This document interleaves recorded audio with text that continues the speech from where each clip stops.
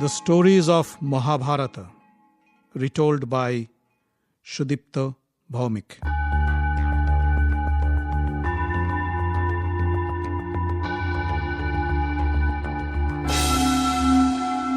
Welcome, dear friends, to another episode of The Stories of Mahabharata. In the last episode, we heard how Parashurama, the sixth incarnation of Lord Vishnu, killed the evil Kshatriya king Kartavirya and purged the earth of Kshatriyas 21 times.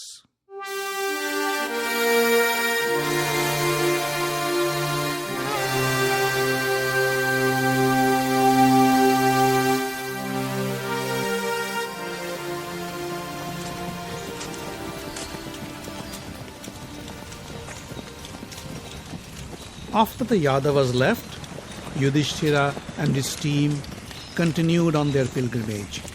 They crossed the Payoshni river and arrived at the Vaidurya mountains near the banks of the Narmada river. Rishi Lomasha said, "This is the place where Rishi Chyavan, the son of the great sage Bhrigu, performed his long and hard worship to acquire mystical powers." Yudhishthira said, "Please, tell us about Rishi Chyavan." They all sat down around Lomasha as he began narrating the story. Many years ago, Rishi Chyavan practiced his hard worship in this forest. He sat under a tree for years and engaged in deep meditation. He lost his sense of physical existence and sat still for ages. His body was covered in a termite hill. Shrubs and vines grew around him. Without food and drink, his body became frail and weak. But he didn't break his meditation. One day, King Saryati came to the forest on a vacation with his wives and his beautiful daughter, Sukanya. The king and his men prepared for the hunting trip, while Sukanya wandered around in the forest. The loud noise from the king's entourage woke up Chyavan inside the termite hill. Through a pair of holes in the hill, Chyavan saw Princess Sukanya play with the birds and flowers around him.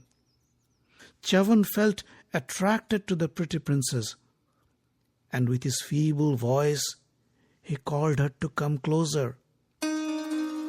Sukanya felt she heard something, but it was so faint, she thought it must have been a bee or some other insect in the termite hill.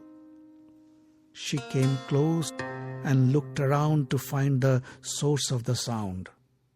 Suddenly, she saw in the termite hill something that looked like eyes.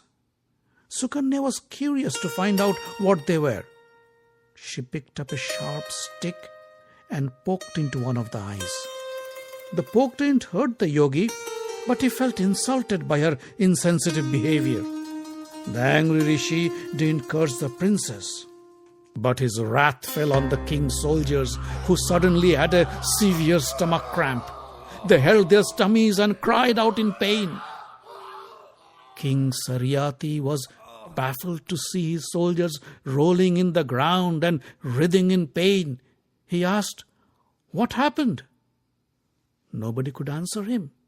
He said, "A mass illness like this could only be caused by an evil curse.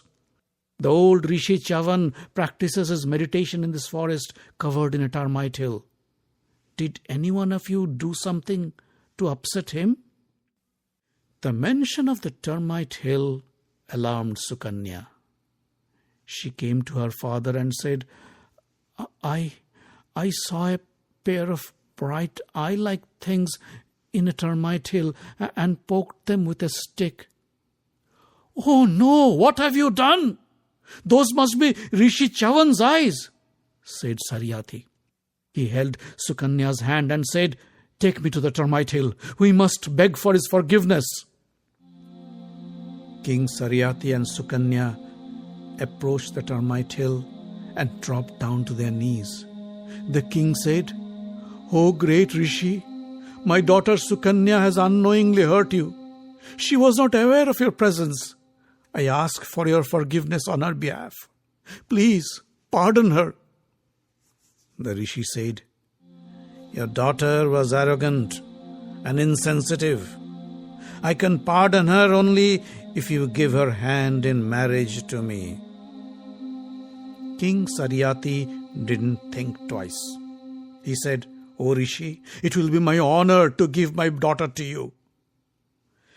Rishi Chyavan broke out of the termite hill and married Princess Sukanya.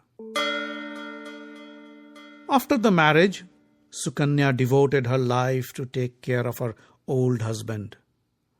Things were going quite well until one day when the Ashwini Kumar twins, the handsome celestial physicians, came to the forest.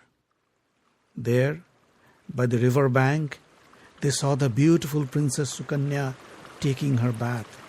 Her beauty mesmerized the twins. They walked up to her and asked, Who are you, pretty lady? Sukanya said, I am Sukanya, wife of Rishi Chyavan. The twins were shocked to hear this. They said, How could a pretty woman like you be the wife of the old and weak Rishi Chyavan? How can he make you happy? You deserve better. Leave him and marry one of us. Sukanya was not pleased at their proposal. She picked up her wet clothes and said, I love my husband. I cannot leave him. The Ashwini Kumar twins stopped her and said, Wait. We have another proposal for you. We are the physicians of the gods, and we can make your husband a young and handsome man again. Would you like that? Yes, of course I'd like that, said Sukanya. But we have a condition, said the twins. We will make your husband a young man, but then you will have to pick one amongst the three of us as your husband. Sukanya went back to her husband and told him about the proposal. Rishi Chyavan agreed. The Ashwini Kumar twins took Rishi Chyavan to the river bank. They treated the old man with a medicinal balm and then stepped into the river to take a bath. Sukanya waited on the river bank with a garland in her hands. When the three men emerged from the water, the old Rishi was transformed into a handsome young man, indistinguishable from the Ashwini Kumar twins. The three men walked up to Sukanya, and one of them said, Pick your husband from one of us. Sukanya looked at three of them and then walked to the man in the center and put her garland on his neck. It was Rishi Chyavan. The Ashwini Kumar twins were depressed. The happy Rishi called them and said, Don't feel so bad. Tonight I will treat you with my special wine, Soma. The Ashwini Kumars were flabbergasted. We cannot drink Soma. We are the celestial doctors. By our King Indra's orders, we are forbidden from drinking Soma. Chyavan said, Don't worry about Indra. I will take care of him. He invited the twins to King Saryati's palace and asked the king to arrange for a yagna, a fire sacrifice. As the flames of the sacrificial fire rose, Chyavan poured the Soma wine into golden goblets and offered them to the Ashwini Kumar twins. Lord Indra intervened and said, Do not offer wine to the Ashwini Kumars. They are the healers of the gods and they do not have the right to drink wine. Chyavan ignored Indra and said to the twins, Here, have a sip of this heavenly drink. Indra was mad with anger. He lifted his weapon, the thunderbolt, to strike Chyavan. But before he could hurl his weapon, Chyavan cast his spell and immobilized Indra's arms. The Rishi then chanted few mantras and hurled sacred offerings to the fire. Dark smoke billowed from the fire, and the smoke transformed into a grotesque demonic form named Mother. Mother opened his wide mouth and attacked Indra to swallow him alive. Indra was scared. He knelt before Chyavan and said, "Oh, powerful Rishi, please restrain your demon mother. From this day, the Ashwini Kumar twins will have the right to drink Soma. I give them my permission." Pleased with Indra's promise, Chyavan withdrew Mother and instated the evil spirit into vices like drinking, womanizing, gambling, and hunting. Then he and Sukanya left King Saryati's palace and returned to their hermitage in the forest.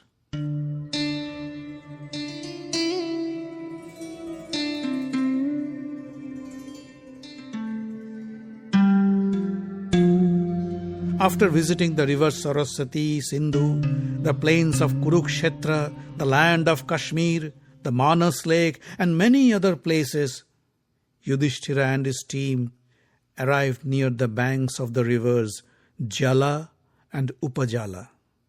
Lomasha said, "Here the great king Ushinara performed his fire sacrifice and passed the test of Lord Indra and Lord Agni." "Tell us more," said Yudhishthira, as they gathered round Rishi Lomasha, who then began the story.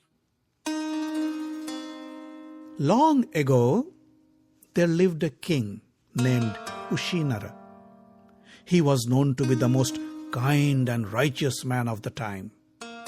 Once, while he was performing his fire sacrifice, Indra, the king of the gods, and Agni, the fire god, decided to test him. Agni took the form of a little dove, and Indra took the form of a vicious hawk. The hawk chased the dove, and the dove fled for his life and took shelter on King Ushinara's lap. King Ushinara put his arms around the dove to protect him from the diving hawk. The hawk perched on top of a flagpole and spoke out in a human voice. "O king, I am hungry. That dove is my food. Don't try to protect him for the sake of righteousness. It would be sinful of you to deprive me of my food." The king said, "This scared little dove took refuge in me. I cannot abandon one whom I granted shelter. That is against my duty and my religion." The hawk said, "If you deprive me of my food, I die. And if I die, my wife and children would die too. To protect one little dove, you will be destroying many lives. Remember, a religion that counters another's way of life is not a religion to pursue. Your decision should be weighed by the value it offers to the most." Ushinara said, "O great bird, you speak of wisdom. But why do you ask me to abandon a refugee?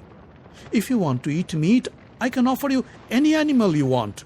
Cow, goat, deer, anything. Spare this dove."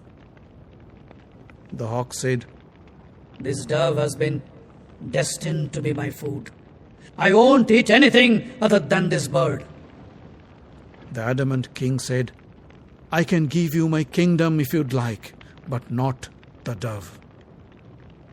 The hawk waited for a while and then said, "Well, if you are so kind to the dove, then here is the deal I offer you. Weigh the dove and give me as much flesh from your body."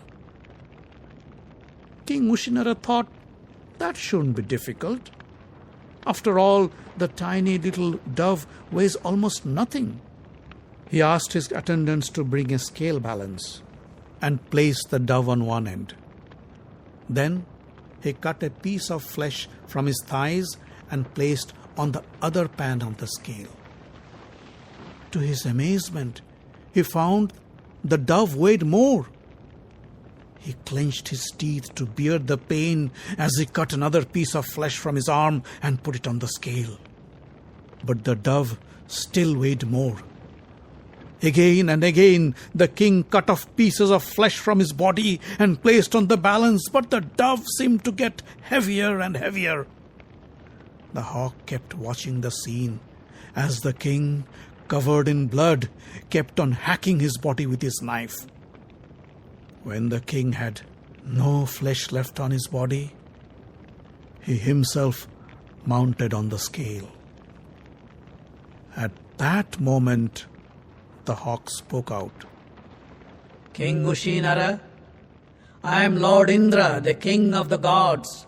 That little dove is Agni, the god of fire. We came here to test your righteousness and resolve, and you have passed with flying colors. We are sorry for putting you through so much pain, but I can assure you, you will be known to the world as the most kind and righteous king who ever lived. This deed of yours will be remembered forever. Indra and Agni then took their original forms and returned to the heavens. Ushinara ruled his kingdom for many, many years and became famous for his illustrious deeds before he died and went to the heavens.